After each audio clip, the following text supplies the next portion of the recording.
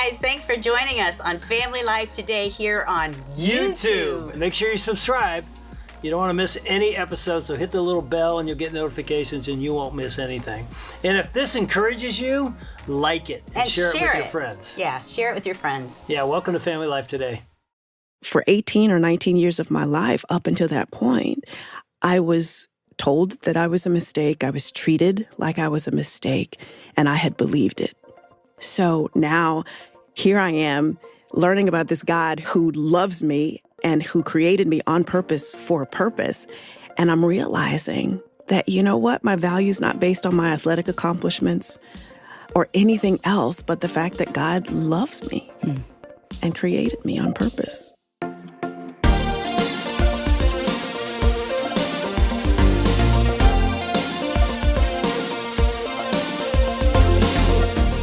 Welcome to Family Life Today, where we want to help you pursue the relationships that matter most. I'm Ann Wilson. And I'm Dave Wilson, and you can find us at FamilyLifeToday.com or on our Family Life app.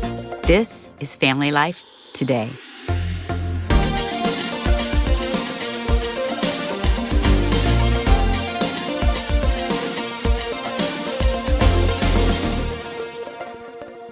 Okay, Ann, I got a question. I don't think I've ever asked you, and I have no idea what you're going to say, but I hope you say the right thing. And it's unrelated to anything, but of the toughest position in all sports, what would you say is the most difficult position to play? It could be a team sport. It could be an individual sport. Hands down, gymnastics. No. Yes. No, I thought you were going to say quarterback. Way harder than any position in football, I really thought you were going to give me some props and say it's good. There was an article. I read an article. It's the quarterback position. Yeah, a couple years ago I read an article, and that was the title. Toughest position in all of sport.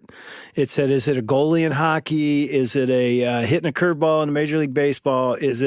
They concluded the toughest position, scariest position was quarterback because you're leading a team. You have to deal with the media. If you win, you're the greatest. If you lose, and I remember sitting there, as a college quarterback, I'm like, yes, it takes a man to play that. But here's why I ask you that. Because I think what you said is got to be scarier. I cannot imagine. I think it's a woman gymnast on the balance beam. Oh, you're saying even I was going to say someone that competes in the all-around because you have to be good in 4 different events. So, but yes, if you're going to the specific... Well, I've stood on a balance beam before, and I'm like, there's no way you're flipping and landing on this, 6 inches? 4. No, 4 inches. It's even better. Well, you might have heard that voice over there. Kim Anthony is with us today. And first of all, let me say welcome to Family Life Today, Kim. Thank you. It's great to be here with you both. Our audience doesn't know this, but they're going to know now. You are a 6-time All-American woman gymnast at UCLA back in the day. Yes. So way back in the day. You've got to be thinking the balance beam or all around, right? You agree with Ann. Ann was a gymnast as well. I'm sitting here with 2 women gymnasts. I mean, would you say it is one of the most difficult? I would think so, yes. Why? The sport in general is so dangerous. Oh, my goodness. You have to start when you're little, when you don't realize how dangerous it is.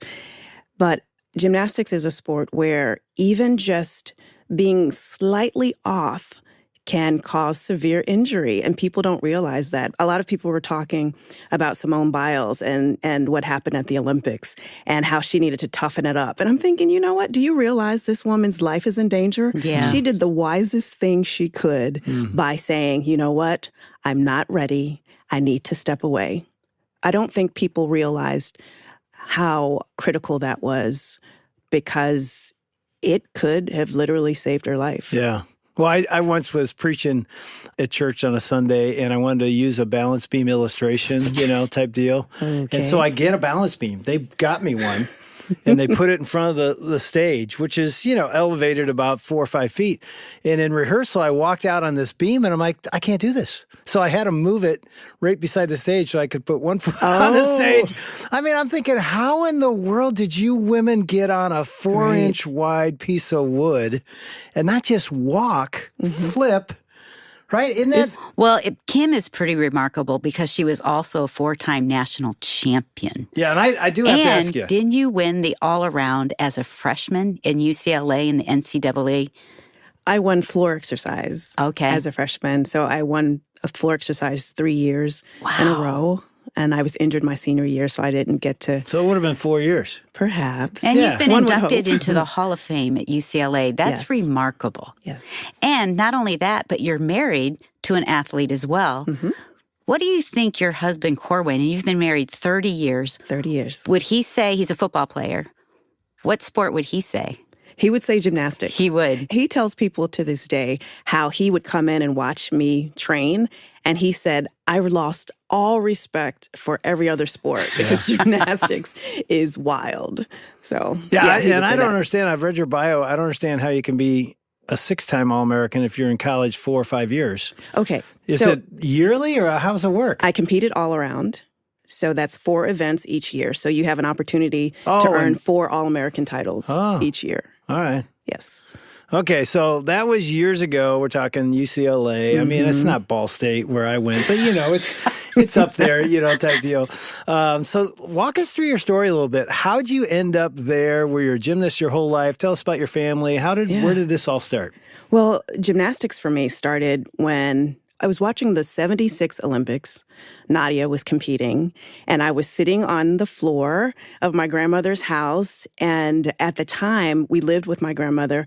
Oftentimes, we didn't have the ability to afford to live in our own place. So we would live with family members, my mom and I. And I was watching Nadia, and I said, hey, I can do that. And so I went into the living room and started doing front flips, landing on my back, knocking over tables and lamps, and got sent outside and tried to take the pillows outside with me. But my grandmother's like, oh, no, you go out there. So I went outside to these brick sidewalks and started flipping around, taught myself several skills. My mother thought I was going to seriously injure myself. And then she took me to a rec class at a gym across town. So we had to take 2 buses to get there. And I get to this rec class and I see all of these mats and this equipment. And it was like the heavens opened up. The angels started singing. And so I'm flipping around, and I got in trouble several times during this class because when we were supposed to be on the low beam, I was on the high beam. When we were supposed to swing on the little low bar, I was climbing up on the high bar, and the coach had to keep reprimanding me. So after the class was over, the coach calls me over, and I thought to myself, he's going to tell me to never come back. I'm going to get in so much trouble. So I sheepishly walk over to him. And then he asked me, so where have you trained before? Wow. And I said, I just flip outside of my grandma's house on the sidewalk, on the brick sidewalk. And he says, well, show me what you've taught yourself. And so I started doing side aerials and just flipping around. And he invited me to join the team that day. How old were you? I was 9, almost 10. Wow. So that's late in gymnastics. Well, take us back. I mean, you said real quickly, we lived in different houses and with different families. Mm-hmm. What was going on as you grew up? And where did you grow up? I grew up in Richmond, Virginia. And my mother was a teenager when she got pregnant with me. And one of the things, I don't know if you know this, but because she was living in poverty, her family was living in a 2-bedroom house, 10 to 13 people at a time. And there wasn't enough room for another. And because of that situation of poverty, my mother was counseled to do a self-induced abortion to prevent me from being born into a set of dire circumstances. And How old was she? She was 17. I think she was 17 at the time. And she did what she was told. She tried. She tried. Several times she tried. Because that advice came from someone she loved and respected. So she thought a self-induced abortion was the only way. And after several failed attempts, she refused to keep trying. And she told me that she really wanted to keep me, but she just didn't know what to do. She was doing what she was told. How old were you when you found out that she tried? I don't think I knew until I was an adult, for sure. And it could have been when I was writing my story, putting my story into a book form. By the way, we can mention that Unfavorable Odds. Unfavorable and Odds. We have it here at Family Life today. You can get it from our resource center. And you have a podcast. Yes. With the Family Life Podcast Network, and that's called Unfavorable Odds. Yeah. And so you interview people that really overcome and go through. Anyway, that's something you can listen to. And I'm sitting here, we're looking at a person that overcame. Kim, I didn't know that about your Really? story. Yes. I mean, I look at you and think, look at all God has done in and through you. Thanks. That's remarkable. Thank you. So did she end up having to leave that house and give birth to you? How'd that go? So they allowed her to stay in the home. I was born, and even it was a struggle for me to get into this world, to enter into this world, because my mother had been hit by a car when she was little. She was like a 5-year-old, was hit by a drunk driver, and that driver, the car dragged her down the street, and it crushed her pelvic bone. So when it came time for her to deliver me, the doctors ran into major complications, and they told her, either you are going to die or your child will not live, but one of you will not survive. So they gave her a choice. And when I think about it, she was this teenage girl who had a second chance of opting out of motherhood. But instead of allowing the doctors to, take the life of the child, she said, no, you do whatever you can to save my baby, even if it cost me my own life. So as she was giving birth, my head was caught beneath her pelvic bone. They thought they would have to break my neck in order to free me, which would, of course, cost my life. And then out of nowhere, this other doctor comes in, and he believed that he could save us both. And that's exactly what he did. So a second time, my life was spared. And I was born into this situation where my parents ended up getting married shortly after I was born. And I got to stop right there. I mean, who's this other doctor? Sounds like an angel. I have no idea. I mean, God love sent a to man, find this or was it doctor. a man or a woman? It was that a man. Came It was in male. and spared both your lives. And I'm thinking, Just a 17-year-old girl, you're in one of the most selfish stages of your life, basically. And she chooses life for you. Yeah. That's remarkable. So your mom and your dad get married. Yes. And things don't turn out so good. It's not one of those happily ever after type stories. He was in the military, and he had experienced some difficult things, and he began to use drugs, and he became abusive. When I look into the eyes of my mother, I knew that I was loved, and she cherished me, and she told me she loved me. She was always there for me. But when it came to my father, I didn't feel like I had much value or worth in his eyes at all, because he would disappear for days and weeks on end. And there were times when he wouldn't show up for holidays, like Thanksgiving and Christmas. And I never understood what was going on. But my mom and I just continued to live life, and we struggled. What was hard? When you say you struggled, what were you struggling with? Life. Right now, I have so many things going through my mind. Yeah, I so can many see scenes. like you're, There's and so you're many trying to scenes. hold back tears. Yeah. My mom, as you had just heard, as a 17-year-old, just amazing woman. And she did everything she could to provide for me. I remember this Christmas where I think I was in middle school. My father hadn't come home. He wasn't there. And she was sitting there all alone. And I walked in to celebrate. And she was always sad on Christmas. It was a sad time for us. And it was because she knew that she couldn't provide for me the types of presents that a child would want. And this Christmas, she had these presents under the tree, and they were beautifully wrapped. And I sat across from her, and she'd pass me these presents, and I'd pull back the wrapping paper and the tissue paper, and all I found in those boxes were small notes. And she had written on those notes what she would have gotten me if she had the money to do so. Wow. Give us an example. Like, what would one say? So I think I was maybe in 7th or 8th grade.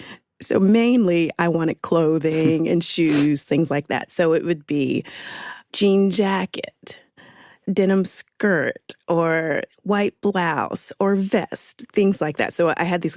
So what would have been this major disaster in the eyes of any child or any mother, what we did was we sat on the floor and we took all of these pieces of paper and we matched outfits. And she said, okay, so we have all these outfits here, but you can wear this jacket with this pair of pants, and you can wear this shirt with this skirt, and we can switch it around, and you can go for 2 weeks without wearing the same outfit. So that was who my mother was. Such a positive woman. And living and growing up in an environment where I was surrounded by drugs, financial hardships, she was so incredibly positive. And I think, and I know it's because of her that I even had the courage to become a gymnast. Now, was your dad out of the picture? Did he eventually leave, or? He was in and out of the picture. They were married, divorced, and then they remarried. But even when they remarried, he was only around when it was convenient or when he wanted to be. And when he was around, depending on what mood he was in, it could be very difficult. How did you feel scary. about that, Kim? And what did that do to your own identity and self-esteem, having your dad in and out of your life? It felt as if I was being abandoned over and over and over again. So when he wasn't there, we could relax. We would exhale. We felt safe. We felt like we would be okay. But then we never knew when he was going to come back. There was no warning. But when the keys would jingle at the door, I would go into a panic and I would hide because I didn't know who was going to walk in that door. So that feeling of as soon as you feel like you can relax, but then, he comes back again, and then there's just stress, there's fear. You just don't know what's going to happen. I was afraid for my mother. It was just difficult. Did your mom ever say, no, you're not coming back in here, you're not going to create this chaos, or did it just keep going? I can't say whether or not she ever said no, not in front of me. It could be that she said no, but that just wasn't happening. But I know that she finally stood up for herself. Let me backtrack. We talked about this as I was writing my book because I wanted to know. I said, I want to make sure I'm writing what's correct and that I remember everything correctly. And so I'm talking through these things, and I asked her, I was like, why didn't you leave this abusive relationship? And she said, Kimmy, I wanted you to grow up in a home with a mother and a father. She wanted so desperately for me to have this intact household that she put up with a lot of unfortunate and dangerous things. And I told her, I said, I wish you would have talked to me about that. I would have let you off the hook. But she was just amazing. And many people in that situation who are being abused, whether it's verbal, physical abuse, will not leave because of the fear. It's a scary thing. And most people don't even report it. So she was one of those women. Now, was the trip from Virginia to California to go to college, was that an escape at the time, or? Gymnastics as a whole was an escape for me. That was the only place where I could be in control of what I was doing, flipping through the air, twisting, landing. And as difficult as the sport was, it wasn't as difficult as my home life was at the time. So going away to UCLA was... Which we need to add, too. You were the first Black American gymnast that was ever offered a scholarship. Is that correct? Yes. How did that feel? Well, I didn't know it at the time. I had no idea. I knew that I was in a sport where I was one of very few Black gymnasts, and I almost didn't go to UCLA because I was so tired of the sport. It had taken a lot out of me. We hear about how gymnasts have been treated, and it was just difficult. And I didn't think I could go through another 4 years of that. But I went off to UCLA, and college gymnastics was quite different from club gymnastics. It was fun. We could laugh. We could enjoy our time. It was an escape from my background, but I would still talk with my mother and get updates on what was going on. And I'll never forget the conversation that I had with her, where she finally, since I was away, she felt the strength and the power to tell my father, no, this will not continue to go on as is. And he put her out of her apartment, our apartment that had her name on it. And she came home and found all of her things in the front yard. And she was the one struggling to pay the rent for that place. And I remember talking with her, and Jackie Joyner Kersey was the first person I saw. She was someone at UCLA whom I admired. And I felt that she would be the only one who would understand, because my teammates, they came from a totally different lifestyle, and I wasn't comfortable sharing my background and what really went on at home with them. So I talked with Jackie, and she just comforted me. I can picture it this day. I was standing in the athletic department and just telling her about this, and she was giving me the best comfort she could, possibly give. So I escaped, but there was still this stuff hanging over my head. When did or how did God become a part of your story?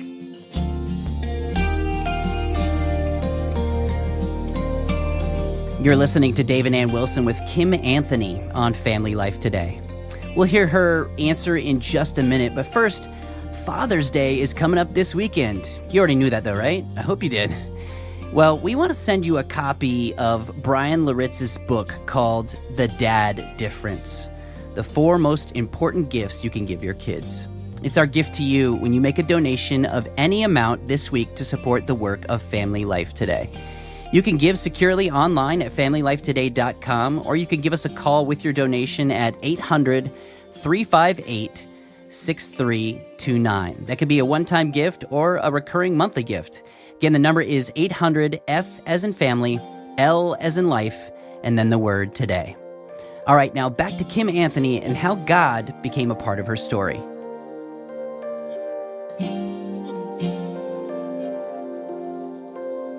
I went back home to Virginia after my freshman year, and I was hanging out with some of my friends, and we were walking to a fast food place, and it was late at night, probably 1 a.m, and there were some words exchanged between a group of guys I was with and some others, and it was over something very silly. So we went up to the restaurant, and we were still standing outside, and I hear this person come up from behind me screaming and yelling.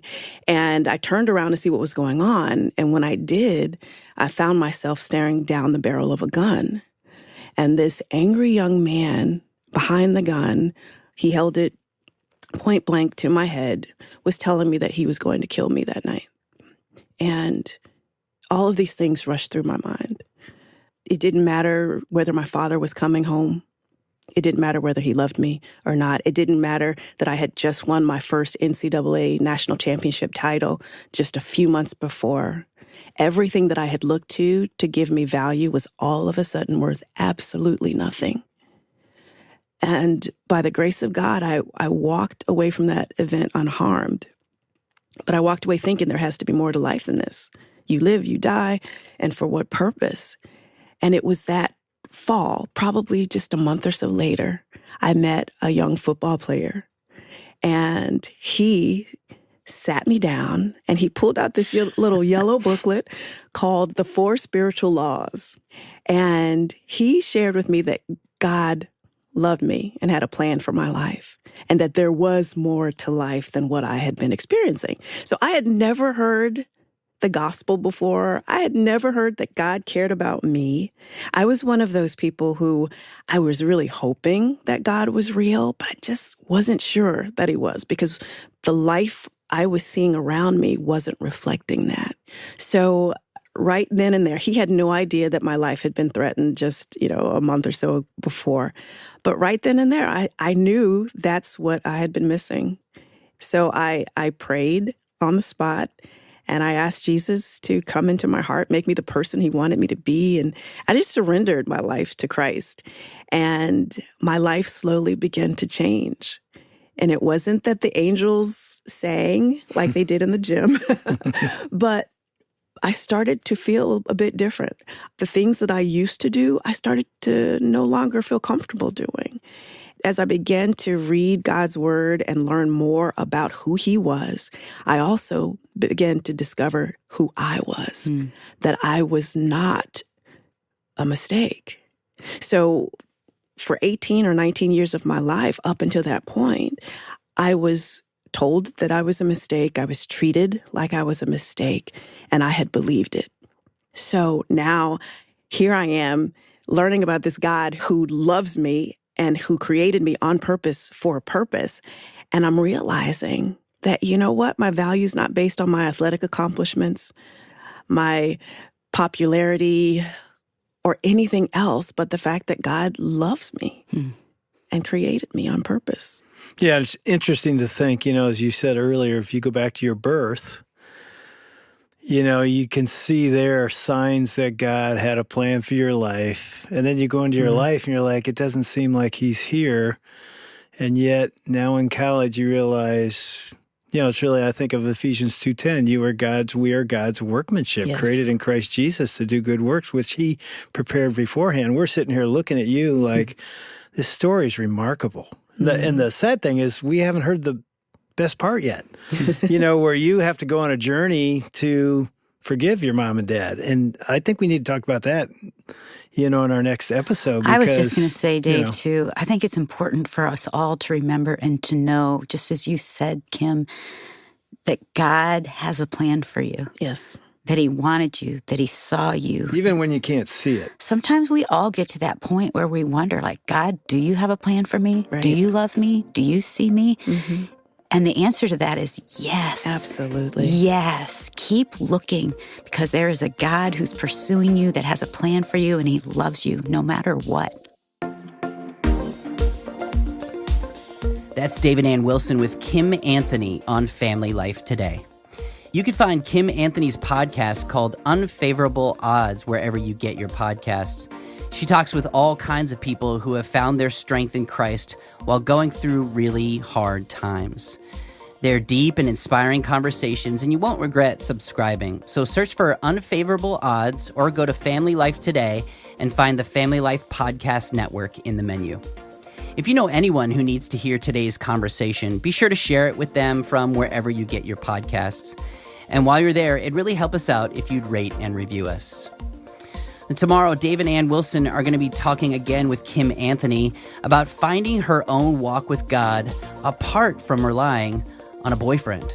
That's coming up tomorrow. We hope you can join us. On behalf of Dave and Ann Wilson, I'm Shelby Abbott. We'll see you back next time for another edition of Family Life Today.